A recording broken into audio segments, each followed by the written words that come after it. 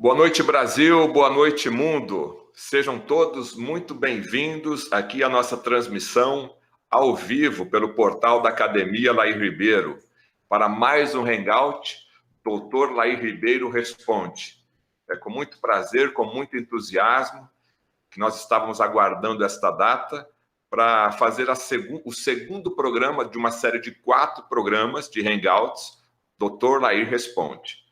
Mais uma vez, gostaria de enfatizar que esse programa não tem como objetivo, que essa transmissão não tem como objetivo fazer consultas, tá? Dr. Lair Ribeiro vai tirar as dúvidas aqui dos internautas, dos canais parceiros, dos assinantes da academia e vai falar sobre um tema genérico, sobre um tema específico. Para você se consultar, procure o profissional de saúde, procure o seu médico da sua confiança, tá claro? Isso é muito importante. Vamos direto ao assunto. Queremos agradecer mais uma vez a nossa rede de colaboradores, ao Imar do canal O Mioc Tá Tendo, né, de Minas Gerais, com certeza, ao Ricardo Grum, do canal Minha Saúde e Curas Naturais, ao senhor Júnior Alac, do canal Medicina e Saúde, muito obrigado aí pela conexão também, o Júnior Alac, ao Otávio, a Fernanda, do grupo Jolivi, muito obrigado também por essa conexão, ao senhor Moisés, que agora está fazendo parte também da nossa conexão dos canais do YouTube, do canal Saúde e Bem-Estar. Muito boa noite, seja bem-vindo, Moisés. E ao senhor João, do canal John BTV, também está estreando aqui com a gente, né? São 6 canais do YouTube aí, totalizando aproximadamente aí 600 mil pessoas, 600 mil seguidores desses canais, além dos mais de 200 mil seguidores do canal da Academia Lair Ribeiro. Ao pessoal do Facebook, ao senhor Éden Faria, que administra os grupos Em Busca de Pensadores, Capixaba da Gema e Utilidades Capixaba. Boa noite, Éden. E também a Jéssica Nunes, Carol J., a Priscila, ao Lázaro, a Bruna e ao Maurício, que fazem parte do canal Mundo das Ideias do Dr. Lair Ribeiro. E ao nosso Luiz Sartorelli, que faz parte do grupo Instituto Lair Ribeiro e seguidores do Dr. Lair Ribeiro. Sejam todos muito bem-vindos e já faço aqui um comunicado para vocês, né? Aproveite que está entrando, que está começando agora, já compartilhe esse link, mande um e-mail para os seus familiares, curta aí no Facebook, compartilhe esse link, porque hoje o programa vai ser excelente com o Dr. Lair Ribeiro, tirando todas as nossas dúvidas. Então, está aí no momento, pega o telefone, compartilhe no WhatsApp e vamos aumentar aqui a rede de pessoas que querem ter mais saúde. Eu vou fazer uma breve leitura do currículo do Dr. Lair, muita gente, tenho certeza, que conhece, mas para você que está chegando agora, eu vou fazer a leitura aqui rapidamente e já passar a palavra para o Dr. Lair Ribeiro, tá certo? Dr. Lair Ribeiro é formado em medicina há mais de 45 anos, ele é cardiologista, mestre em cardiologia pela PUC do Rio de Janeiro, ele é nutrólogo pela ABRAM, Associação Médica Brasileira de Nutrologia. O Dr. Lair morou 17 anos nos Estados Unidos, período em que trabalhou em 3 universidades, Harvard Medical School, Baylor College of Medicine e Thomas Jefferson University. Nesse período também exerceu os cargos de diretor médico da Merck Sharp & Dohme e diretor executivo, alcançando a vice-presidência da Ciba Corporation, hoje Novartis. Então, olhe só a história de vida curricular e empresarial do Dr. Lair Ribeiro. Ele é autor de mais de 100 trabalhos científicos publicados em revistas médicas americanas indexadas. O Dr. Lair Ribeiro também publicou mais de 38 livros, sendo 15 deles best-sellers, 26 traduzidos para outros idiomas e hoje disponíveis em mais de 40 países. Por mais de 20 anos, proferiu palestras em diversas cidades brasileiras, vários países da América do Sul, América Central, América do Norte e Europa. Treinou mais de 4.000 médicos brasileiros na área de adequação nutricional e otimização da homeostase. Nos 2 últimos anos, ele produziu mais de 150 coleções, 150 kits de DVDs com temas médicos diversos. Esse é um currículo resumido do Dr. Lair Ribeiro. Dr. Lair, eu passo a palavra para o senhor fazer a sua introdução, a sua boa noite, e depois eu faço a primeira pergunta. Ok, boa noite a você, Fernando. Boa noite a você, internauta, que está aí nos assistindo. Eu sei que você está ansioso que a gente comece esse pergunta-resposta. Eu vou ficar aqui com vocês por pelo menos 1 hora e 15 minutos. Vou procurar ser bem objetivo nas perguntas que vocês têm aí, mas algumas delas talvez precisem de alguma explicação antes que eu dê a resposta. Como o Fernando disse, eu não posso dar nenhuma consulta aqui. Eu não estou aqui para consultar ninguém, você tem que procurar seu médico. Mas eu estou aqui para lhe orientar, para abrir uma perspectiva nova, porque a sua saúde é sua. Ninguém é mais responsável pela sua saúde que você. Então, o que o médico pode ser um coadjuvante, um parceiro, mas você aqui é o protagonista, porque a vida é sua, o corpo é seu, a saúde é sua. Fernando, pode começar. Então vamos começar. Primeira pergunta, doutor Lair. No quesito nutrientes, fale um pouco sobre alimentos crus e alimentos cozidos. Quando se fala disso, nunca é mencionado em pesquisas. Se perde ou até mesmo em que estado esse alimento foi analisado. Pois é, isso aí é uma pergunta aparentemente simples, mas extremamente complexa. Deixa eu ver só até quando eu posso respondê-la. Nós temos animais que são carnívoros, nós temos animais que são herbívoros e o homem é onívoro. O homem é tanto carnívoro quanto herbívoro. O animal que é herbívoro, que é feito para comer vegetal, ele digere vegetal melhor do que o ser humano. O animal que é carnívoro, um lobo que come um pedaço de carne, ele tem uma capacidade de digerir essa carne muito melhor do que o homem. Apesar do homem poder fazer uso de animais e de plantas, ser herbívoro e carnívoro, ele não é tão bom quanto os carnívoros ou os herbívoros comendo os respectivos alimentos. Então, quando nós falamos de alimentação crua, tem vários aspectos. Vamos pegar a parte da planta, por exemplo. Você diz, eu gosto de fazer alimento germinado. Bom, se você quer comer alimento germinado cru, é melhor que você se dedique a ele e desenvolva o que se chama hormese. Depois procura lá na internet o que quer dizer a hormese com H. Hormese. Desenvolve hormese. O que eu não posso é comer a minha comida cozida, normal, e ficar comendo coisa cruz para poder achando que vai fazer uma diferença.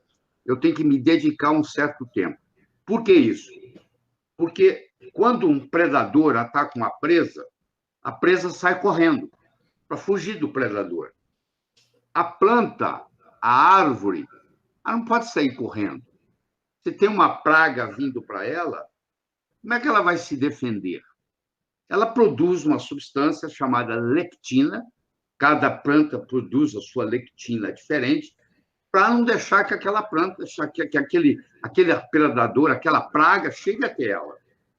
Só que agora essa lectina que ela produz para se proteger, ela não é tão boa assim para a gente. Se você come a planta crua e essa lectina é muito forte, você vai ter problema digestório. Então, quando você cozinha uma planta, por exemplo, essa lectina é cozida e ela perde grande parte dessa propriedade venenosa dela. Então, se eu começar a comer planta crua, da forma crua, eu vou estar ingerindo parte de venenos. Então, tem que ser muito selecionado que alimento cru você vai comer. Você tem que se dedicar a comê-lo com frequência e também vai depender da sua individualidade bioquímica. Tem gente que pode ingerir alimentos crus e fazer até bem, mas a grande maioria está acostumado com alimento cozido e não está acostumado a lidar com aquela lectina, se comer um alimento cru, vai até fazer mal. Isso aí, então, quem fez a pergunta, depende de você. Você tem que testar e ver se isso é para você mesmo ou não. Tá bom? Doutor Lair, a próxima pergunta tem a ver com o resveratrol. Tanto se fala do resveratrol, mas procurando pela internet, não encontrei um consenso geral na administração da dose diária desse produto. E a minha pergunta é justamente essa: qual a dose diária em miligramas recomendada para se obter todos os benefícios e tem alguma... Não, aqui ele está perguntando marca, a gente não vai falar de marca. Então, qual que é a dose diária e qual que é o benefício do resveratrol? É interessante que veio a pergunta do resveratrol. O resveratrol é uma fitoalexina. O que é fitoalexina? Se você pegar uma videira que produz a uva, tem diferentes nomes. Vou chamar aqui de videira. Tem uns 5 nomes diferentes para a mesma planta. Se eu pegar uma videira que produz uva e deixá-la por conta própria, não ajudar ela em nada, e tem as pragas que vão atacá-la e ela vai se defender, entre as substâncias que ela vai formar para fazer a defesa, é uma substância chamada resveratrol, que é uma fitoalexina. O que é fitoalexina? É uma substância que a planta produz para repelir o que está chegando. Então, ela quer repelir uma praga, ela emite o resveratrol. Então, esse resveratrol, ele agora, quando o ser humano ingere ele tem um fenômeno chamado xenohormese. A palavra xeno quer dizer estrangeiro, veio do estrangeiro, não pertence, e hormese significa adaptação. Então, quando eu ingiro um resveratrol, eu estou tendo a vantagem de pegar aquilo que a planta produziu para repelir pragas, e, por coincidência, esse resveratrol ele tem a habilidade de, no ser humano, estimular o gene da sirtuína, sirtuína 1 e sirtuína 2, que vai produzir a proteína sirtuína 1 e a proteína sirtuína 2, que é o gene da longevidade. Então, todos os animais testados até hoje, você aumenta a sobrevida de um animal quando ele faz uso constante do resveratrol. Mas vamos chegar na pergunta. Primeiro, o resveratrol tem que ser trans. A gordura, se for trans, é veneno. A gordura tem que ser cis. Mas, no caso do resveratrol, tem que ser trans. Então, você tem que pedir resveratrol trans. Claro que é óbvio que deveria ser produzido só trans, mas tem gente que vende resveratrol cis porque é mais barato para produzir. Então, você tem que garantir que ele é trans. E se você for ver na literatura, a média, porque isso aí também varia de um estudo para outro, eu diria que, para você não errar, é em torno de 250 miligramas por dia, feito numa dose só ou 2 doses de 125. Isso é o que está aí na literatura, isso não é um remédio, isso é um suplemento, isso não exige receita, isso você compra em qualquer lugar que venda isso, mas a dose é em torno de 250 miligramas por dia. Doutor, vou fazer a próxima pergunta aqui. Eu estou lembrando da minha avó, né? Que quando era menininho lá, pequeno em Ribeirão Preto, ela me dava remédio para verme. Sim. E a pergunta é, deve-se tomar remédio para verme ainda, doutor Lair? Claro, sim. Talvez não que a sua avó, não sei qual que a sua avó administrava, mas é verdade. Antigamente, né, em cada começo de cada estação do ano, o começo da primavera, o começo do verão, o começo do outono, o começo do inverno, fazia-se um detox. E nesse detox era incluso o remédio para o verme, tinha uma diarreia muito forte e eliminava, inclusive, vermes. Os vermes hoje já não são tão grandes como eram antigamente. Então, uma solitária, que você chamava, que é a tênia, hoje você não vê ela saindo mais nas fezes, porque ela não é daquele tamanho como era, ela sai pedacinhos muito pequenos, inclusive dentro das fezes, você não consegue ver. Mas é impressionante como que a classe média alta, como qualquer classe social, tem muito verme. E quando você faz o protocolo certo, você vai expelir muita coisa. Então, essa preocupação é uma preocupação de todos nós brasileiros. E mais de 50% dos brasileiros estão contaminados, tem infestação, é o nome certo, tem infestação de vermes. E são processos de detox, de preferência naturais, que devem ser usados. Então, seria o quê? 4 vezes por ano, doutor Lair? Seria 4 vezes, o ideal seria 4 vezes por ano, no começo de cada estação, assim que era feito na antiguidade. No começo de cada estação, os netos iam para a casa da avó, a avó fazia o remédio, havia uma diarreia grande de um dia para o outro, e todo mundo liberava os vermes e melhorava o estado de saúde.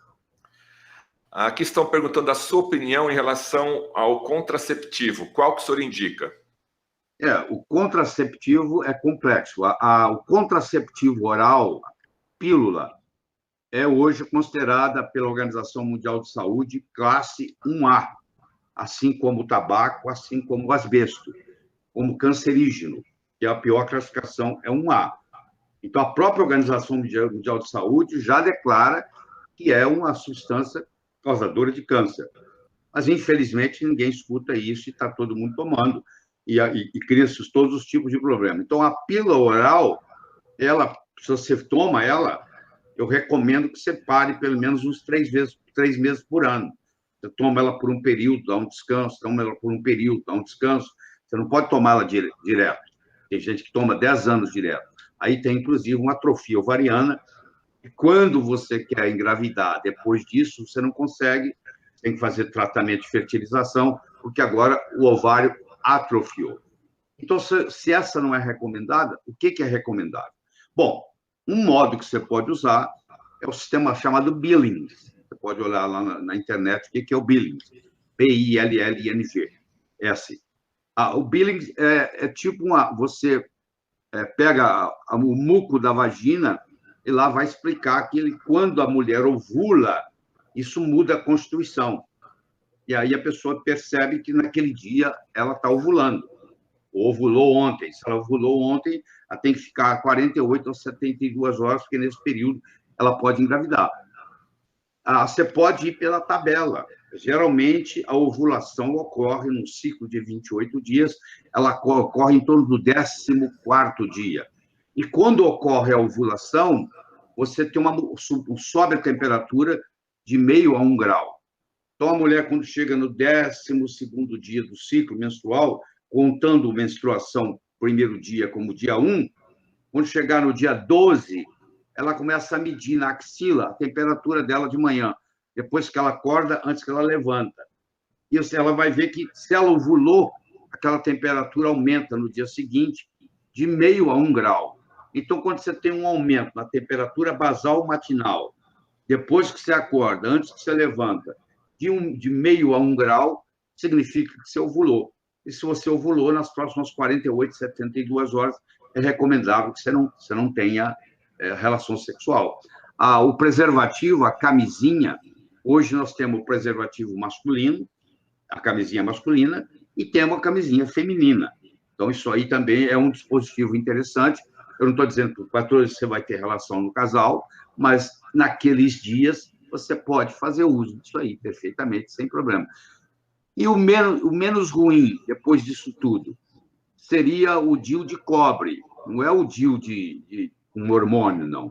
O DIU com hormônio ele prejudica quase igual, se não até mais, do que uma pílula oral.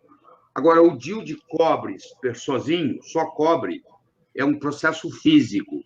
Esse é um dos que prejudica menos. Mas, infelizmente, todos eles têm os seus efeitos colaterais. Aqui uma pergunta, doutor Lair, para o público mais feminino hoje, né? Fale sobre os riscos dos cosméticos. Isso aí é um risco oculto, que a mulher não tem noção do que está acontecendo. A maioria desses cremes de beleza, infelizmente, tem como base petróleo.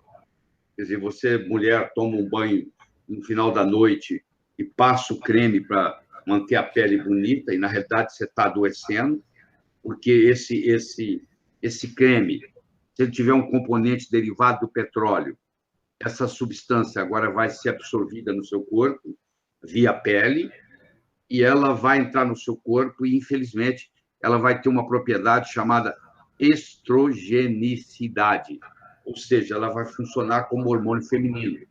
E esse hormônio feminino agora vai causar uma série de problemas, um deles chamado predominância estrogênica. Então, isso predispõe você a celulite, predispõe você a ganhar peso, predispõe você a ter doença fibrocística da mama, predispõe você a ter mioma uterino.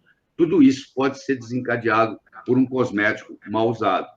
O ideal, o próprio batom que você usa, aquele batom que você gosta, porque é muito bom, porque ele dura 24 horas, você passa o batom e ele não sai, aquele que é o melhor para você é o pior para a saúde.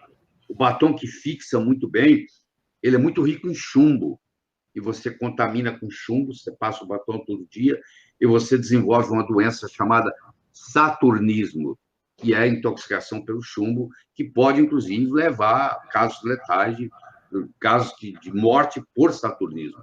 O pintor, por exemplo, que tem a mania de pintar e de colocar o pincel na boca, as tintas, em geral, são ricas em chumbo. Então, a pessoa pode desenvolver um saturnismo e morrer em consequência disso. Já tem histórias de pintores famosos, inclusive os brasileiros, não vou citar nome aqui, mas inclusive brasileiros que morreram de saturnismo. E é um diagnóstico muito difícil de fazer, porque nós médicos não vemos isso com certa frequência, e às vezes é na última hora, antes do paciente falecer, é que se descobre que ele tem uma intoxicação por chumbo. E no caso da mulher, o que causa isso é o uso constante do batom, principalmente o batom que você gosta, porque segura bem, entendeu?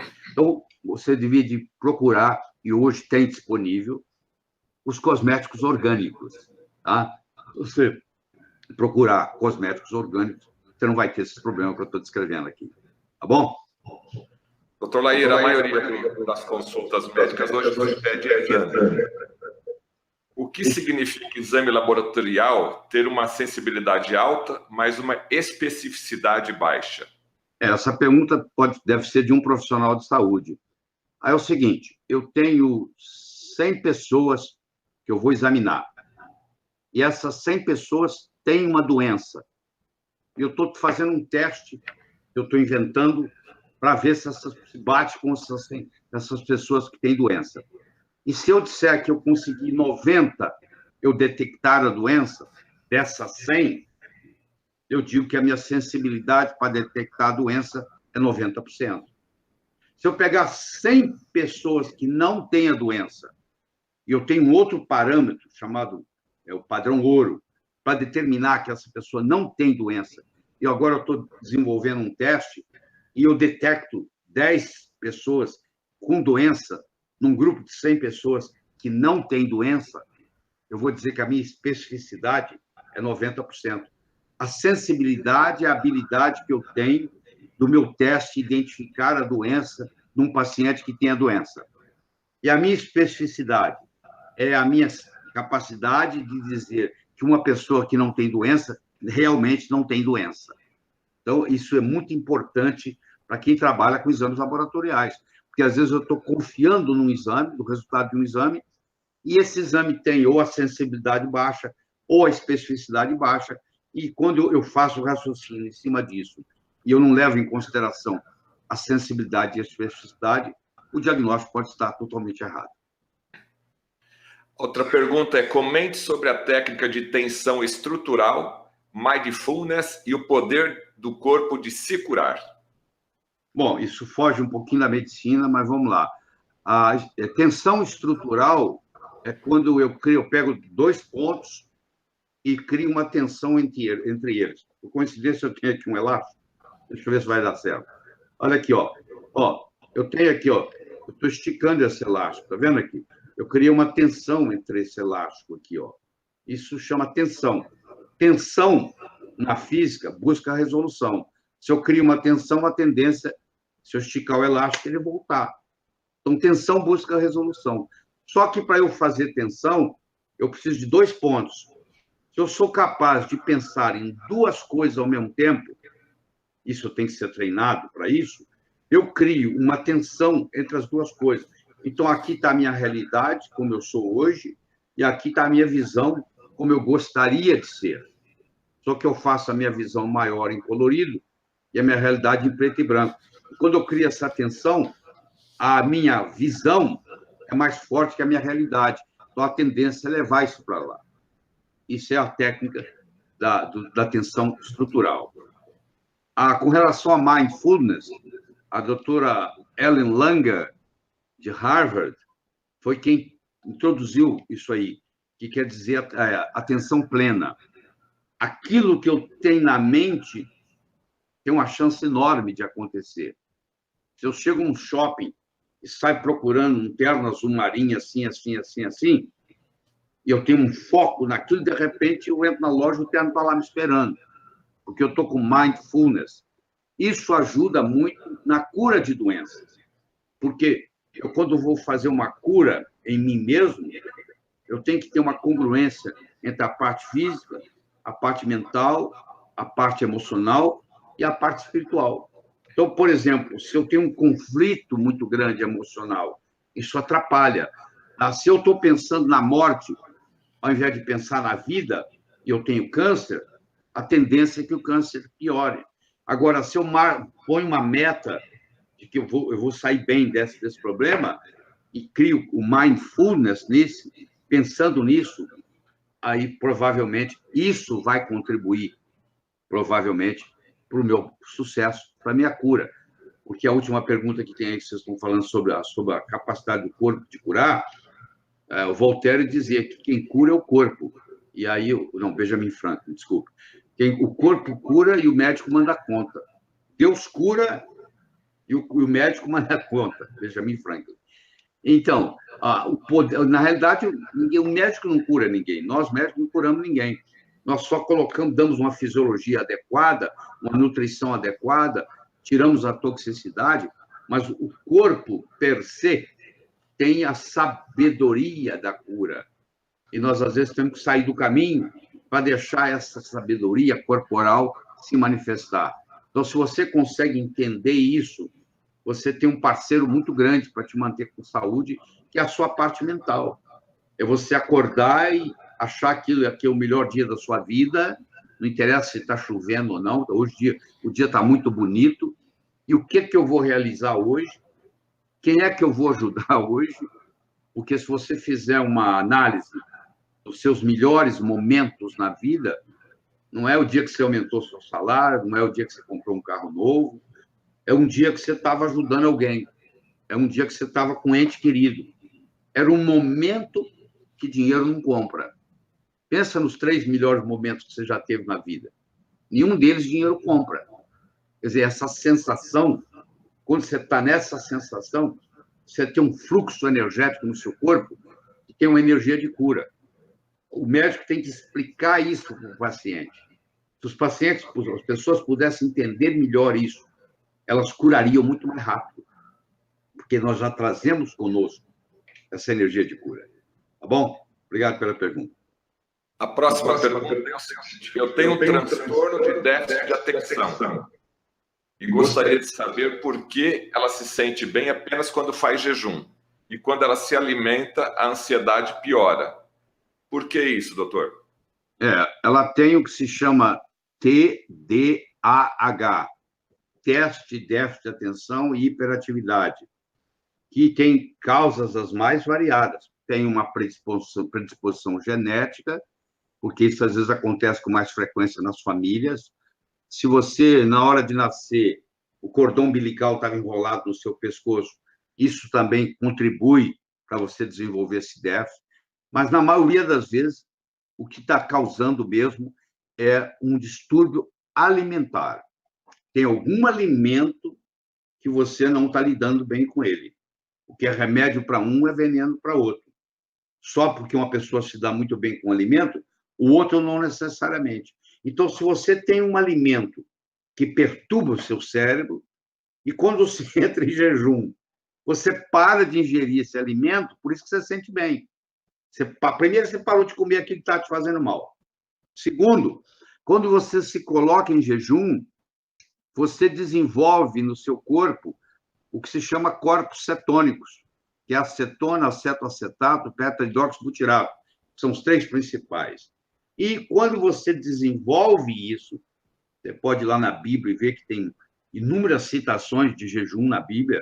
O próprio Jesus jejuou por 40 dias, Moisés jejuou, entendeu? Esse jejum coloca você aumenta esses corpos cetônicos, e esses corpos cetônicos, eles facilitam as sinapses, um neurônio se comunicar com o outro. Então, isso é muito interessante. Inclusive, por exemplo, tem estudos mostrando que quem jejua e tem epilepsia, a melhora da epilepsia é absurda. A pessoa para, inclusive, de ter crises de epilepsia, porque jejuou. Hoje nós temos o que se chama jejum intermitente, que é quanto mais tempo você passa sem comer. Você janta às 6 horas da tarde e você só vai tomar café às 9 horas da manhã no dia seguinte. Você ficou 15 horas em jejum. Então, antigamente, até bem pouco tempo, e muitos ainda têm esse conceito errado, você tem que comer várias vezes por dia. Exatamente o contrário. Você tem que ir na era paleolítica. Ninguém na era paleolítica parava para comer. Você estava andando, correndo, caçando, fugindo do tigre. Você não era só, não podia parar para fazer lanche. Você ficava horas sem comer, até dias sem comer. Quer dizer, você já fazia um jejum espontâneo. E agora eles descobriram isso. Por exemplo, um paciente com Alzheimer, ele faz jejum, ele melhora substancialmente a cognição, porque ele passa a produzir corpos cetônicos. Então, no caso do paciente que tem o transtorno de déficit de atenção e hiperatividade, quando ele para de comer, ele deixa de comer aquele alimento que perturba ele, primeiro. E segundo, pelo fato de ele estar jejuando, ele começa a produzir acetona, acetoacetato, beta-hidroxibutirato, que são substâncias que o cérebro gosta de usar, muito mais do que a glicose. É isso aí. Dr. Lair, qual é a causa da doença de Parkinson? O paciente com Parkinson, que desenvolveu Parkinson, se você for coletar a história dele, você vai ver que por muitos anos ele teve constipação intestinal. Não é todo mundo que tem constipação intestinal que vai desenvolver Parkinson. Estou falando que o paciente com Parkinson, ele, quase que 100%, ele traz uma história de anos e anos de constipação intestinal, mostrando que, na realidade, o Parkinson começa no intestino. O conceito que se tem de Parkinson é de que a substância negra do cérebro diminui a produção de dopamina. Esse é o conceito clássico. E os remédios que tem para Parkinson são remédios que tratam a sintomatologia, mexem na evolução da doença. Mas por quê? Porque a doença hoje de Parkinson ela é considerada uma doença autoimune, que é o seu sistema imune atacando você e lesando a substância negra que está lá no tronco cerebral e que é a produtora de dopamina. Então, mostra que, como o paciente constipado ele tem uma predisposição maior ao Parkinson, que, na realidade, o Parkinson inicia-se no intestino. Aliás, não é novidade, as doenças autoimunes, em geral, elas se iniciam no intestino. O chinês já dizia, toda doença começa e termina no intestino. Lá no intestino existe a chamada microbiota intestinal, também conhecida com o nome de microbioma, onde tem 10 vezes mais células do que no corpo. Você tem no seu corpo 10 elevado a 13 células. Você tem na sua microbiota intestinal 10 elevado a 14 células. Ou seja, você tem 10 vezes mais células no seu trato intestinal do que você tem no corpo inteiro. E essa microbiota intestinal, ela tem uma interferência muito grande na sua vida. Por exemplo, se você é uma pessoa gorda, obesa, e você emagrece e você engorda novamente, hoje nós sabemos que a microbiota intestinal do gordo é diferente da microbiota intestinal do magro. Se você emagrecer e conseguir ter uma microbiota intestinal de magro, você não engorda mais. Então, hoje, quem começou isso foi na Holanda, hoje se espalhou pelo mundo inteiro, aqui no Brasil ainda não começou, tem alguns centros fazendo, mas esporádico. Eu sei que vocês vão ficar chocados, mas é o transplante de fezes, que é o seguinte, se eu pego um indivíduo que é totalmente saudável, tá? Um salva-vidas, tem uma saúde perfeita, toma sol o dia inteiro, não, é a pessoa musculosa, saudável. Essa pessoa, se você pegar um transplante de fezes dessa pessoa e passar para um paciente doente, ele tem uma melhora. As fezes são consideradas pela Anvisa como droga, como se fosse um medicamento, com toda a regulamento. Às vezes é complicado, tem que internar. Aqui no Brasil está engatinhando, está começando. Mas se você for em centros mais avançados, na Inglaterra, principalmente na Holanda, em inúmeros estados dos Estados Unidos, isso aí já é moda. Você já interna e pega uma pessoa sã, pega as fezes dela, injeta no intestino de pessoas doentes, e a melhora é absurda. Então, vocês vão escutar isso falar, então, hoje, talvez, escutando pela primeira vez, ache um absurdo, mas isso já está generalizado pelo mundo afora. Doutor Lair, que tipo de tratamento a fazer quando você tem catarro no pulmão e quando o peito está chiando? Primeiro você tem que ver se esse paciente fumou a vida inteira.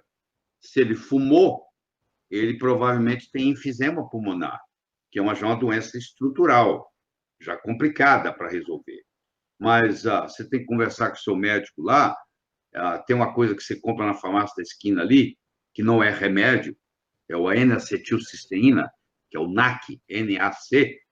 Conversa com o seu médico, que você dá para o seu filho quando ele está constipado. Isso aí liquefaz o catarro e libera a excreção. Então, isso liquefazendo limpa o seu pulmão. É o N-acetilcisteína, que é uma coisa que você tem no corpo. Aquilo que você tem no seu corpo não é remédio, é suplemento.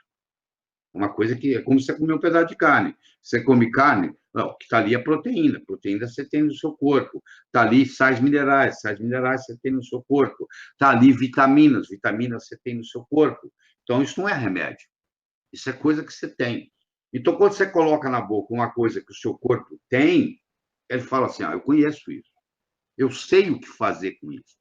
Agora, quando você coloca na sua boca um medicamento que foi patenteado, se ele foi patenteado, foi provado para as autoridades que aquela molécula não existe no planeta Terra. Você, para conseguir uma patente na indústria farmacêutica, você tem que provar para o mundo que aquela molécula que você descobriu no laboratório, que não tem igual a ela no mundo. Como é que chama uma coisa que não tem igual no planeta? Eu chamo de ET. É um ET.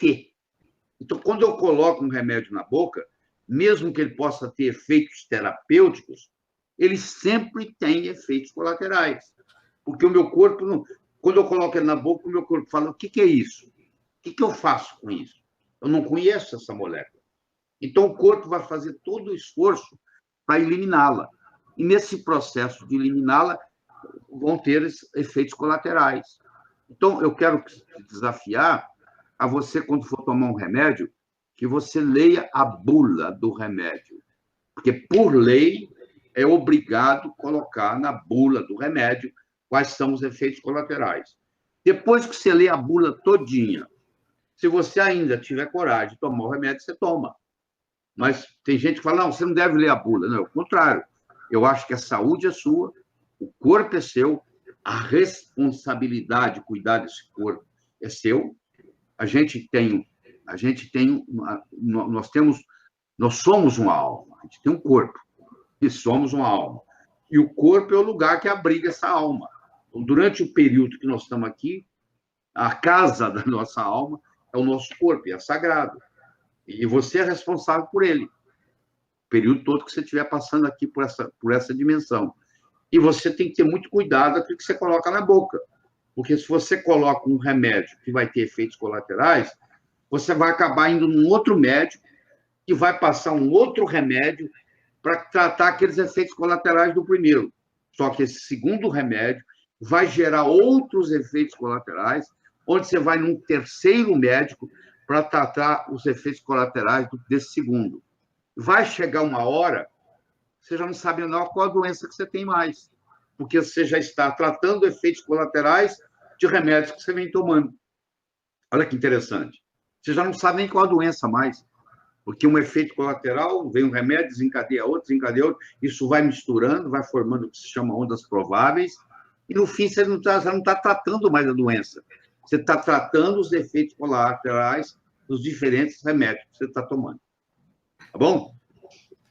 O próximo internauta quer saber se os ômegas 3, 6 e 9 e também o óleo de coco, juntamente com suplementos vitamínicos, podem dar gordura no fígado. Não, primeiro que o óleo de coco não tem 3, 6 e 9, como você está pensando. O óleo de coco, ele é rico em ácidos graxos saturados de cadeia média. Caprílico, cáprico e láurico, predominantemente. Os ácidos graxos eles podem ser de cadeia curta, de cadeia média ou de cadeia longa. De cadeia curta vai até 6 carbonos, de cadeia média vai até 12 e de cadeia longa de 14 para frente. Eles são saturados. Só que o metabolismo dos ácidos graxos de cadeia curta é diferente do de cadeia média, que é diferente do de cadeia longa. Então, no caso do coco, o ácido láurico, que é 47% do coco é láurico, o ácido do óleo de coco, o láurico, ele, quando cai no estômago, ele vira uma substância chamada monolaurina, que mata fungo, mata vírus e mata bactéria. É como se fosse um antibiótico do lado esperto, mas não mata a sua microbiota intestinal. Ele não toca na sua microbiota intestinal. Enquanto que você toma um antibiótico, infelizmente, esse antibiótico também mata a sua microbiota intestinal. Você que passou por um tratamento longo de antibiótico, e teve que tomar várias semanas, você sabe muito bem quanto tempo você levou para se recuperar. Porque o antibiótico, sim, pode ter um efeito de salvar vidas, mas paga-se um preço por isso, porque você vai destruir a sua microbiota intestinal. E agora você vai ter que fazer um trabalho de recuperação. Hoje ficou mais fácil, porque você pode entrar numa farmácia e comprar um probiótico com um conjunto de cepas para poder restabelecer a sua microbiota intestinal. Mas muitos pacientes não sabem disso. E não sabem por que eles ficaram doentes, estão mais predisposição à infecção secundária, porque passaram um tempo muito grande tomando antibiótico. O óleo de coco, como ele tem essa capacidade do ácido láurico, que é muito concentrado no leite materno, que é o melhor alimento do mundo, mas é mais concentrado ainda no óleo de coco, que é 47% láurico, ele vira monolaurina, que tem ação contra bactérias, contra vírus e contra fungos. Tá bom? Doutor, qual é a função da vitamina K2?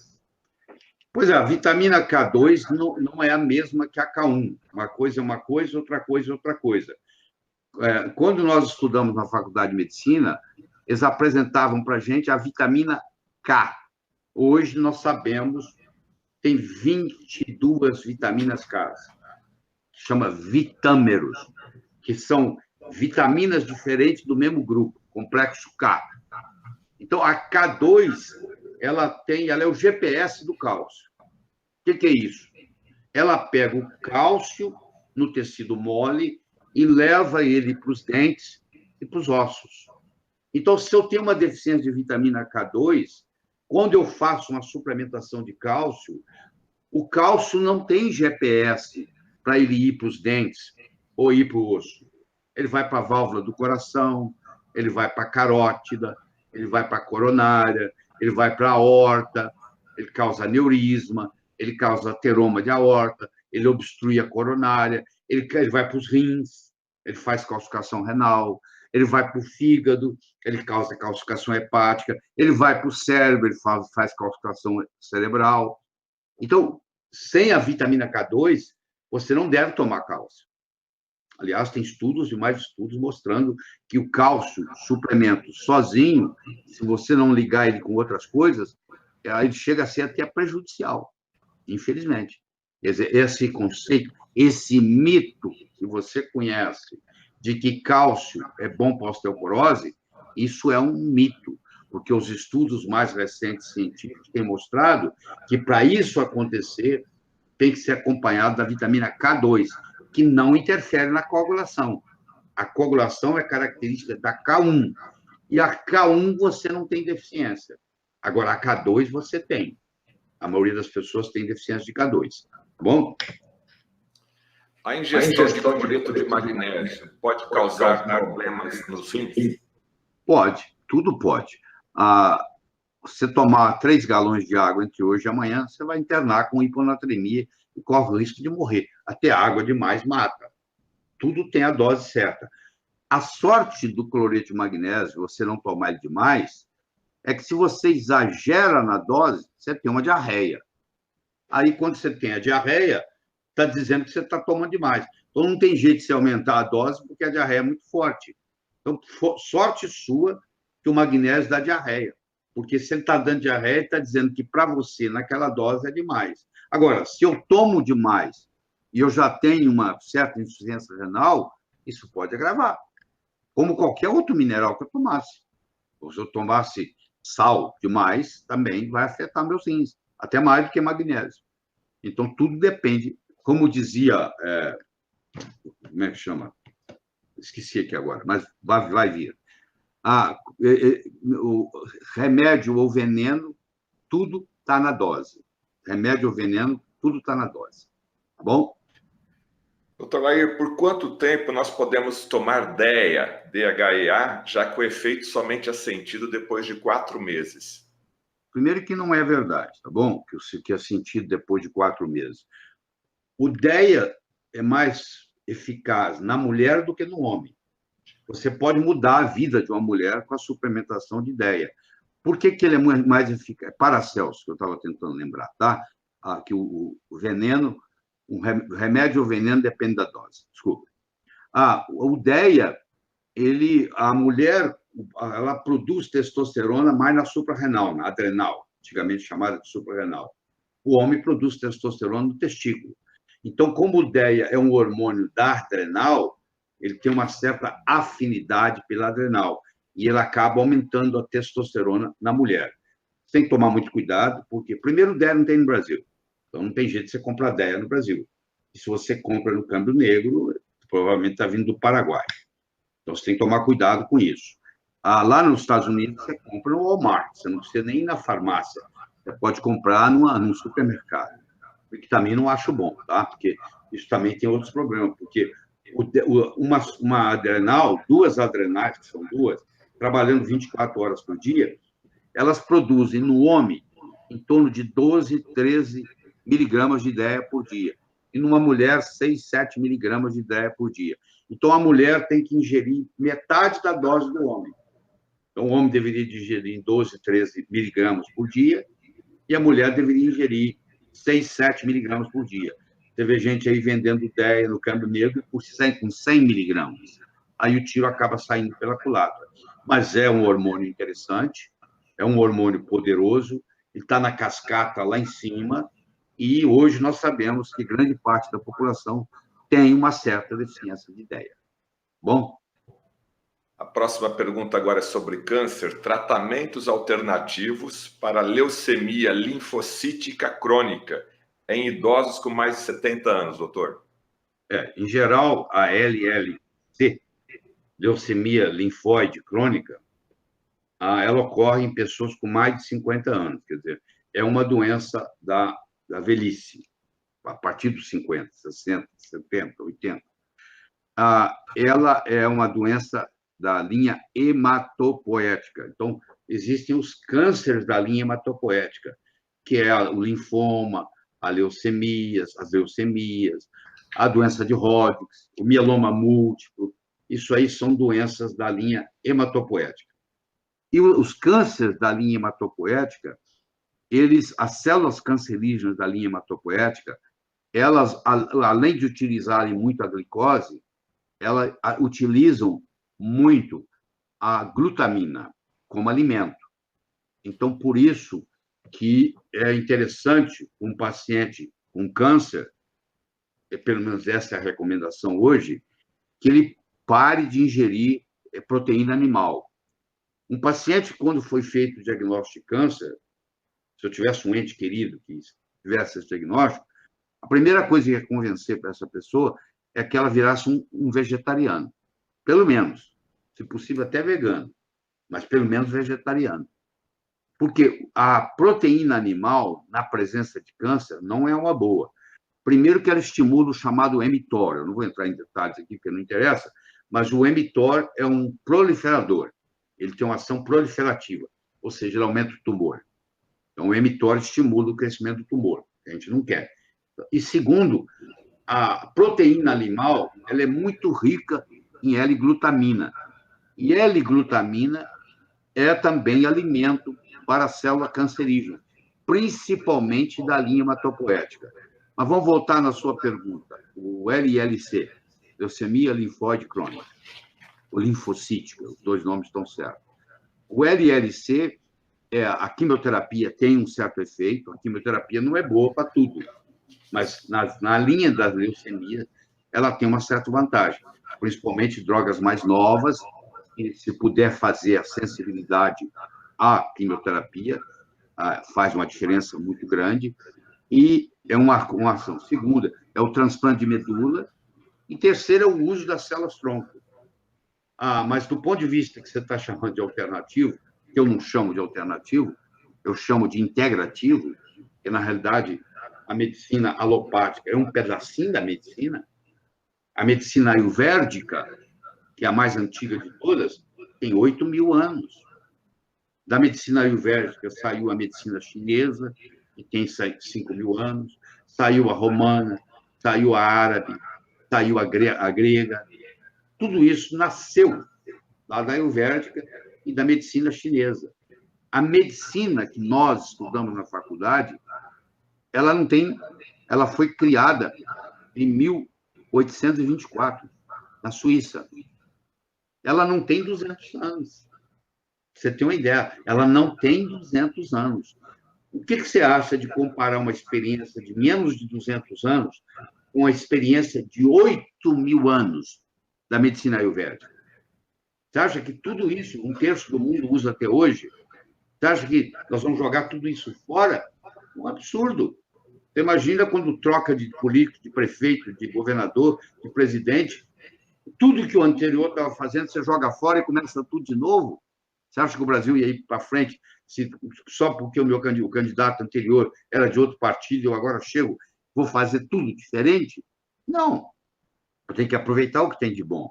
Eu tenho que aproveitar o que tem de bom na ayurvédica, eu tenho que aproveitar o que tem de bom na medicina chinesa, eu tenho que aproveitar o que tem de bom na homeopatia, eu tenho que aproveitar o que tem de bom na acupuntura, eu tenho que aproveitar o que tem de bom na medicina antroposófica. É como se eu tivesse um self-service. Eu tenho as opções. Eu tenho que ter essas opções. Eu não posso só fazer uma coisa. Se eu só faço uma coisa, isso é um reducionismo. A medicina alopática, per se, é uma medicina reducionista. É um pedacinho da medicina. Por mais que a gente estude isso, e ela é muito forte num trauma.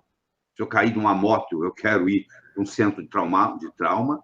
Ela é muito boa em cirurgia, entendeu? Nisso ela é muito excelente. Trauma, cirurgia. Numa doença infecciosa, se eu tenho uma doença infecciosa, eu quero ir para um centro que está acostumado a trabalhar com bactérias e resistência à bactéria, e qual é o antibiótico que vai poder tratar a minha infecção bacteriana que está resistente, porque senão eu vou morrer. Quer dizer, se eu tenho uma infecção, se eu tenho um trauma, eu preciso de um procedimento cirúrgico, se eu quebrei um osso, a nossa medicina alopática é perfeita, nota 10. Mas você há de convir que as doenças crônicas é diferente. Você deve ter na sua casa pai, mãe, avô, avó, que tem doença crônica. E cada vez que vão ao médico, aumenta a dose do remédio, põe mais um remédio, e eles não melhoram. Eles vão se deteriorando. Você pega aquele paciente, leva para uma medicina chinesa, leva para uma medicina ayurvédica, leva para uma medicina antroposófica, leva para uma homeopatia, eles têm melhora. Então, você tem que abrir a mente para as possibilidades, entendeu? Não é só ficar com uma coisa. Não é assim que funciona. Você leva para a parte de suplementação. Quantas pessoas estão doentes porque estão desnutridas?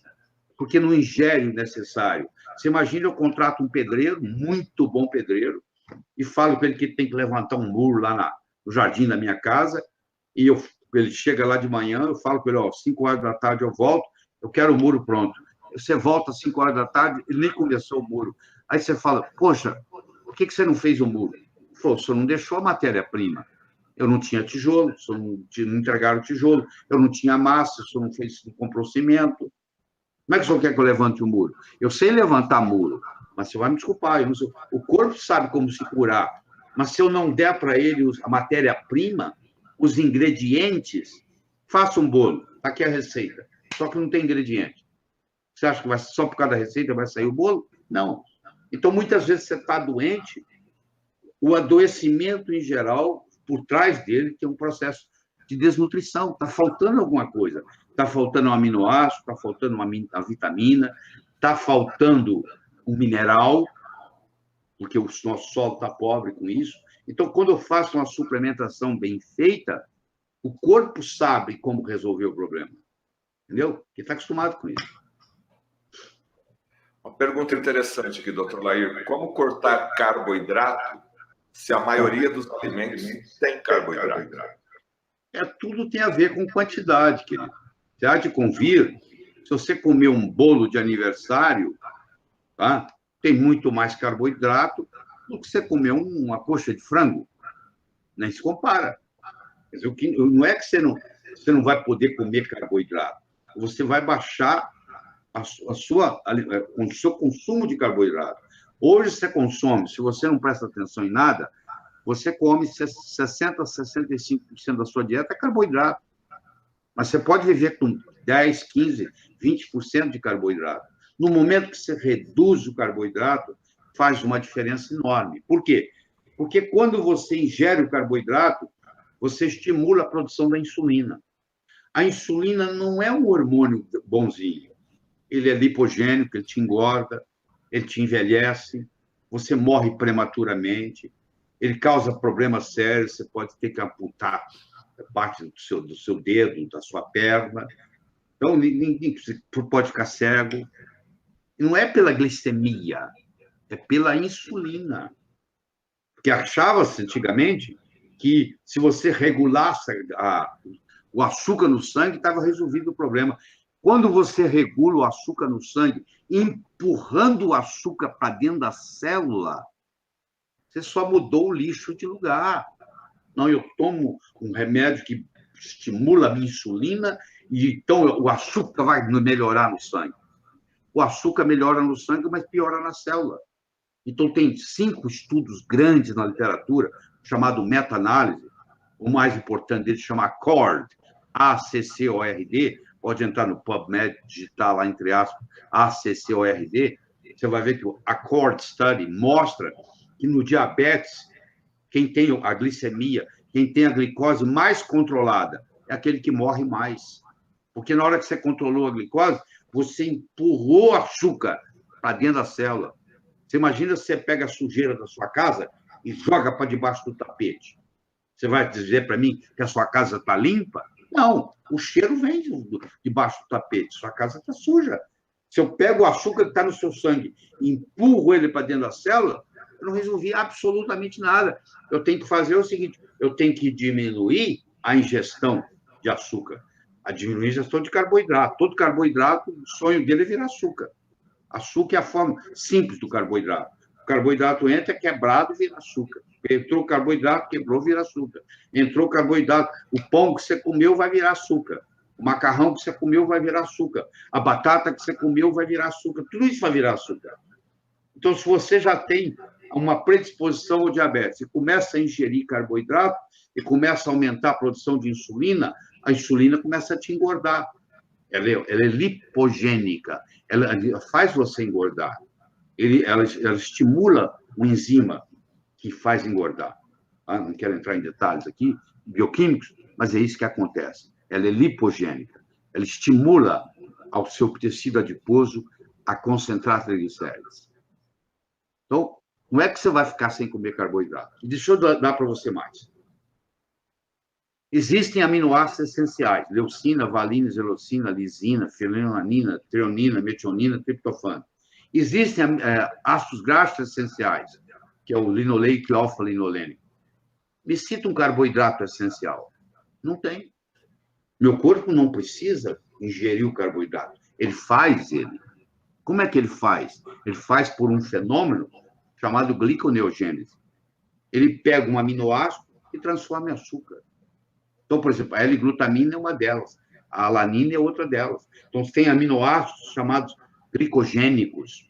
Se você come muito churrasco e você é diabético, a sua glicemia amanhã vai estar mais alta. Você vai dizer assim, mas eu não comi carboidrato, por que meu açúcar no sangue subiu essa noite? Porque ontem você foi na churrascaria e comeu muita carne, e parte daquela carne que você comeu vai virar açúcar. Isso é um fenômeno, chama gliconeogênese, que o corpo tem a habilidade de fazer. Então, é muito importante você entender isso. Você tem que reduzir a sua ingesta de carboidrato. Lá na era paleolítica, não tinha jeito de você comer açúcar. Primeiro que açúcar era chamado de ouro branco. Só depois da escravidão que açúcar ficou uma coisa barata, porque antes era muito caro. Então, a pessoa comum não tinha acesso ao açúcar. E também não ficava diabético. Quase todo, se o Brasil continuar no ritmo que está, porque, para quem não sabe, per capita, o Brasil é o maior consumidor de açúcar do mundo.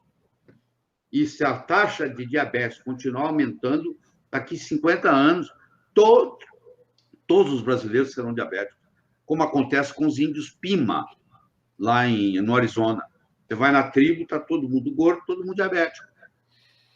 E aqui no Brasil também, você vai nos índios que moram nas periferias das cidades, eles estão todos gordos, diabéticos, alcoólatras, infelizmente. Infelizmente. Entendeu? Então, não é para você... todo alimento tem um pouquinho de carboidrato, mas não é isso que nós estamos discutindo. É a quantidade. Doutor Lair, estamos chegando aqui na reta final. Água com limão substitui água alcalina? Não, não tem nada a ver uma coisa com a outra. A água com limão, ela é ácida ao ingerir. Ela é alcalina ao absorver. Ela ajuda no processo digestivo. A água alcalina não deve ser tomada junto com o alimento. Então, você tem que tomar água alcalina longe das refeições. E você pode fazer uso do limão perto das refeições. O limão perto das refeições vai te ajudar. A água alcalina perto das refeições não vai lhe ajudar. Porque é uma sobrecarga para o seu estômago que tem que estar produzindo mais ácido clorídrico naquele momento já por causa de digerir. Porque tudo depende do ácido clorídrico. O ácido clorídrico no seu estômago, o seu estômago tem um pH em torno de 1,82. E você fala, por que ele não é corroído se esse pH é tão baixo, tão ácido? Porque ele tem um muco que protege, não deixa destruir. E aí, quando o alimento cai, ele vai ativar os enzimas. Por exemplo, o ácido clorídrico pega o pepsinógeno e transforma ele em pepsina. A pepsina vai lá e quebra as proteínas em aminoácidos. E esses aminoácidos são absorvidos. Se eu não quebrar a proteína, ela não é absorvida. Se ela não é absorvida, ela vai para as fezes. No trato, no intestino grosso, ela sofre um fenômeno de putrefação. E ela gera uma proteína, que o nome já diz, chama cadaverina. Você acha que cadaverina faz o quê? Cheira igual cadáver. Então, se o seu cocô está cheirando, você está com problema, você está doente. Então, as suas fezes não podem ter cheiro. Se alguém está reclamando que você está fazendo um cocô com odor, é porque você está faltando em você o seu estômago digerir direito. Você procura um gastroenterologista que entenda disso para melhorar o seu processo digestivo, ou do ácido clorídrico, ou das enzimas pancreáticas, que lá se resume com o nome de pancreatina. Tá bom? Próximo. Doutor Lair, uma pergunta sobre trabalho noturno. Ele trabalha todos os dias, à noite, né? E ele quer ter o sono reparador. Ele trabalha das 10 da noite às 5 da manhã. O que ele deve fazer? Dormir ao chegar em casa ou dormir depois do almoço até às 9 horas da noite? Isso aí vai depender dele. Só que ele tem que fazer do mesmo jeito todo dia. O que ele não pode é um dia ele fazer num horário e no outro dia ele fazer no outro. Pelo seguinte, nós temos um relógio biológico que fica no núcleo supraquiasmático no cérebro. Tem um núcleo que fica acima do quiasma óptico, que chama núcleo supraquiasmático, que controla essa história da vigília, que é ficar acordado, e do sono, que é dormir. A vigília é o dia está claro. O sono é a noite, está na escuridão. Então, a primeira coisa que você tem que fazer, quando você muda o seu horário, você tem que padronizar. O que você não pode é um dia trabalhar de dia, outro dia trabalhar de noite. Um dia trabalhar de dia, outro dia trabalhar de noite. Aí você vai viver muito menos. Não é o ideal você trabalhar à noite, mas tem que fazer, não tem? Então, você faz o seguinte, você estabelece, mesmo o dia que você não está trabalhando, fazer do mesmo jeito. Você vai para as camas às 9 da manhã, você vai para a cama às 9 da manhã. Entendeu? Isso estabelece. Aí o seu ritmo circadiano, ele muda. Eu não posso ficar fazendo isso. Agora, Durante o dia, eu não posso, para mim vai ser à noite, que eu mudei, eu não posso ter claridade. Eu tenho que fechar tudo, eu tenho que ter um blackout. O quarto que eu vou dormir tem que ser em escuro absoluto, porque o cérebro exige que durante o dia você tenha claridade e durante a noite você tenha escuridão. Então, na hora que você for dormir, você tem que bloquear tudo. Não pode ter luzinha acesa, não pode ter nada. É escuridão absoluta. Tá? E padronizar, não é cada dia mudar para um jeito. Tá bom? A próxima pergunta: a pessoa tem colesterol alto e triglicerídeos altos. Ela toma remédio? Tem. Ela está perguntando se ela começar a tomar magnésio, cloreto de magnésio, vai melhorar as taxas. Pois é, o colesterol alto, você tem que ver se ele está alto por algum mecanismo. A principal causa de colesterol alto é hipotiroidismo. Então, a pessoa que tem hipotiroidismo, ela começa a produzir no corpo, inclusive no fígado, uma substância chamada mucina. E para se livrar dessa mucina, tem que aumentar o colesterol. Então, quando você vê uma pessoa com colesterol elevado, principalmente mulher, até que se prove o contrário, tem hipotiroidismo. E não é dando nenhum remédio para baixar o colesterol que vai resolver isso. É tratando o hipotiroidismo. Na hora que você trata o hipotiroidismo, vai embora o colesterol baixo, normaliza. O colesterol é um mensageiro, dizendo para você que tem alguma coisa errada. Na época que eu comecei a praticar medicina, 45, 46 anos atrás, o colesterol normal era até 320. Não tinha essa história de bom ou ruim. Era colesterol. Meados dos anos 70, foi desenvolvida a ultracentrífuga, então eles conseguiram isolar o LDL. E aí eles começaram a falar que o LDL é o colesterol ruim e o HDL é o colesterol bom. Se bem que o colesterol que está no LDL é o mesmo colesterol que está no HDL. Mas eles começaram a falar isso. Hoje nós sabemos, desde 2010, que esse aparelho ainda não chegou ao Brasil, custa quase 2 milhões de dólares, e dificilmente vai chegar ao Brasil porque não tem demanda. Você pode fazer o perfil do LDL. E hoje nós sabemos que nós temos 11 LDLs. Dessas 11, duas LDL são pequenas e densas. E essas que têm mais facilidade de oxidar e entrar no endotélio do vaso. As outras 9 ou são benéficas ou são neutras. Então, quando você tem o LDL alto, que vai dar o colesterol alto, esse LDL no Brasil, acredite ou não, não é medido. Ele é calculado. Olha que absurdo. Ele faz parte de um algoritmo. E o médico pensa que ele é medido. Ele é calculado. É um cálculo que se faz e dá-se os exames. É só você perguntar para o seu laboratório. Você mede ou você calcula o LDL? Ele vai dizer, calculo o LDL. Então, ele é calculado. Então, como é que o médico, quando olha um exame de lipidograma, ele tem que prestar atenção na divisão entre o triglicérido e o HDL.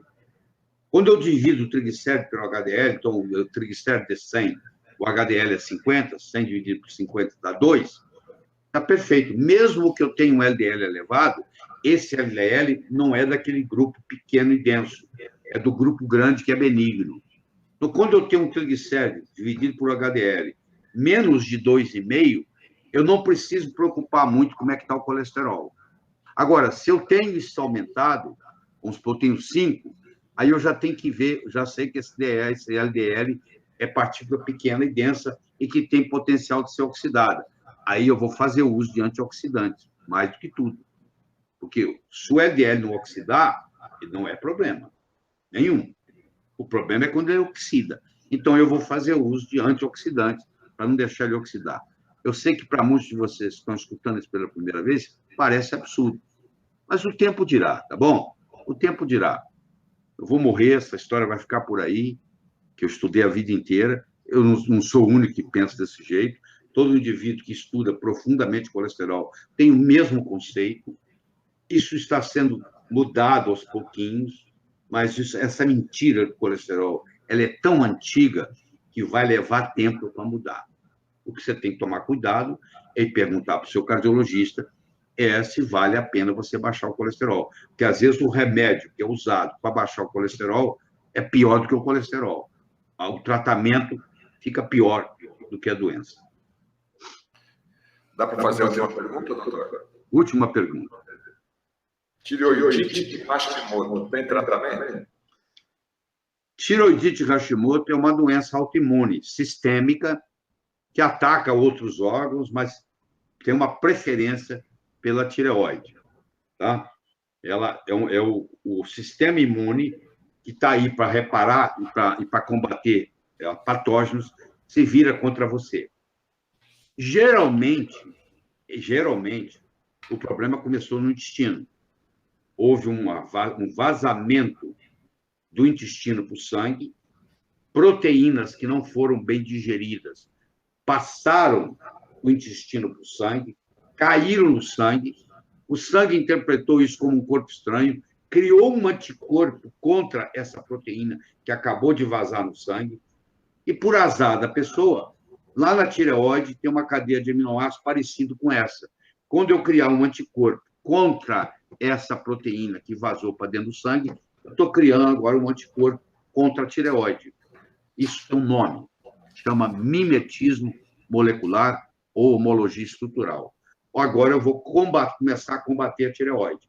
E à medida que eu combato a tireoide, vai começar a aumentar no sangue uma enzima chamada anti-TPO, tiroperoxidase, que vai me dizer se eu tenho ou não esse problema.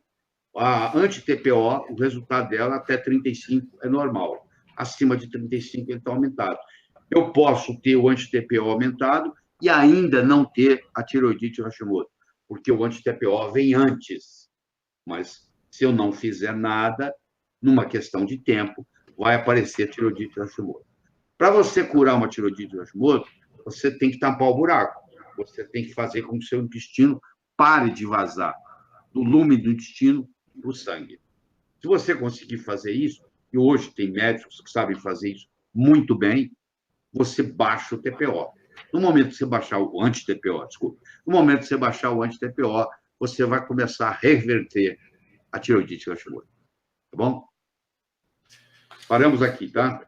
Chegamos ao final do nosso Hangout, o último Hangout do ano de 2017. Queremos, mais uma vez, agradecer ao Wilmar, dono do canal, proprietário do canal Mioc Tateno, ao Ricardo Grum, canal Minha Saúde e Curas Naturais, ao Júnior Alac, do canal Medicina e Saúde, ao Otávio e a Fernanda, do grupo Jolivi, ao senhor Moisés, do canal Saúde e Bem-Estar, nosso muito obrigado, ao João, do John BTV, nosso muito obrigado também, ao Éden Faria, dos grupos do Facebook Em Busca de Pensadores, Capixaba da Gema e Utilidades Capixaba, ao grupo Mundo das Ideias, Dr. Lai Ribeiro, na pessoa da Jéssica, Carol, Priscila, Lázaro, Bruna e Maurício, e ao senhor Luiz Sartorelli, do grupo Instituto Lai Ribeiro e seguidores do Dr. Lai Ribeiro. Muito obrigado pela sua audiência nesse último Hangout 2017. Em 2018 nós voltaremos aí já com uma nova data. Fique ligado aí para a gente informar todos vocês. E a mensagem final agora do Dr. Lai Ribeiro. Pois é, eu estou aqui muito satisfeito em saber que nós estamos concretizando essa ideia de fazer essa rede, pessoas que pensam na mesma linha. Vocês devem perceber que eu não brinco aqui, o negócio é sério, e eu tenho um embasamento científico muito grande, deve dar para você perceber isso das minhas respostas, apesar de eu falar de uma forma que você, mesmo não tendo conhecimento médico, você consegue entender o que eu estou falando, mas você percebe que isso é feito com muito cuidado, com muito embasamento científico, senão eu não respondo. E essa ideia de fazer essa propaganda aí, para essa divulgação, de você mandar a pergunta que você está querendo responder e manda para uma central, lá se faz uma seleção, manda para o Fernando, e o Fernando faz essa entrevista comigo aqui, é um jeito de eu responder a todos esses canais, porque eu não tenho tempo de fazer isso para cada um. Ninguém faz isso na internet. Eu sou único, mas também eu tenho um limite de trabalho. O que eu quero dizer também, eu quero aproveitar a ocasião, já que nós só vamos falar ano que vem, que você tenha um bom Natal, que você saiba incorporar o espírito natalino, não é só de ganhar presente, é um momento especial para a gente pensar na nossa vida. O Ano Novo é um momento especial para você criar projetos para o ano que vem. Tudo que existe no universo físico, olha aí onde você está sentado, olha qualquer coisa que está aí, olha aí, uma caneta, um pedaço de papel, uma régua, uma luz, o que você está vendo aí? Uma câmera, um computador, um iPad? Isso passou primeiro pela mente de alguém. Tudo que existe no universo físico primeiro passou pela mente de alguém e aí se manifestou. Riqueza não é diferente, prosperidade não é diferente, saúde não é diferente. Primeiro tem que passar pela mente para depois se manifestar no universo físico. Tudo que existe no universo físico um dia passou pela mente de alguém, nem que seja do Criador, passou pela mente de alguém. Então, o que você quer criar para você para 2018? A pergunta que você tem que fazer: que área você quer trabalhar? Você quer trabalhar na área profissional? Você quer trabalhar na área de saúde? Você quer trabalhar na área financeira? Você quer trabalhar na área de relacionamento? Você quer trabalhar na área espiritual? O que você quer fazer? Porque nós estamos aqui num processo evolutivo. E quando nós transcendermos, quando nós morrermos, quando nós mudarmos o nosso endereço cósmico, quando nós chegarmos do outro lado, eles não vão nos fazer perguntas. O que foi que você aprendeu lá? Como que a sua passagem por lá fez do planeta Terra um lugar melhor para aqueles que virão depois? Você imagina, você tem sua conta bancária, você faz débito, faz crédito, faz débito na sua conta bancária. Você tem uma conta lá em cima e você vai ter que prestar conta. Tem coisa que te dá crédito, tem coisa que você tem que pagar. Então, quando você coloca a sua cabeça no travesseiro toda noite, você deve fazer a seguinte pergunta para você mesmo: hoje eu custei mais do que eu contribuí para o universo? Ou eu contribuí mais do que eu custei? Se você estiver contribuindo mais do que custando para o universo, a sua conta lá em cima está aumentando. O seu crédito está aumentando. Então, o que você quer fazer em 2018 para aumentar ainda mais o seu crédito? Quem você quer ajudar? Como é que você pode ajudar? Então, eu agradeço muito a gente ter essa tecnologia, de eu poder estar aqui na minha casa, conversando com você que está aí, e fazendo toda essa diferença. Tem 1h20 que eu estou falando, esclarecendo tudo isso. Isso é fantástico. Eu espero que você ajude a divulgar isso aí, quando isso cair nas suas mãos, amanhã sobe tudo direitinho, você passa isso para os amigos. Um presente de Natal que você vai dar para alguém, mandar esse link. Tá bom?